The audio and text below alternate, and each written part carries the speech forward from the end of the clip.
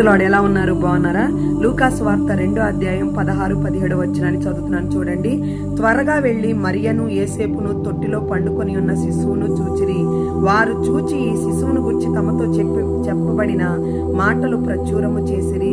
దూత ద్వారా గొర్రెల కాపరులతో మరి దేవుడు యేసుక్రీస్తు ఈ లోకాన పుట్టి ఉన్నాడని మరి వాళ్ళకు వర్తమానం పంపినప్పుడు వాళ్ళు వెంటనే త్వరగా వెళ్ళారంటండి యేసు ప్రభుని చూడటానికి.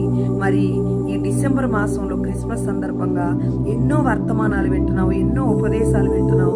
ఇంకనూ నువ్వు రక్షణను ఆలస్యం చేస్తున్నావా? ఇప్పటి వరకు రక్షించబడలేదా? మరి లోక రక్షకుడైన యేసుక్రీస్తు ఎందుకు వచ్చాడు ఈ భూమి మీదకి? నువ్వు రక్షించబడాలని, నువ్వు త్వరగా వెళ్ళి ఇప్పుడే రక్షించబడాలని దేవుడు కోరుకుంటున్నాడు. ఇంకా రక్షణ లేదా నీ జీవితంలో? గొర్రెల కాపరులు త్వరగా వెళ్ళి యేసు ప్రభుని చూచినట్టుగా నువ్వు ఇప్పుడే త్వరపడి రక్షించబడి నిత్యరాజ్యంలో ఉండాలని ఆ లోక రక్ష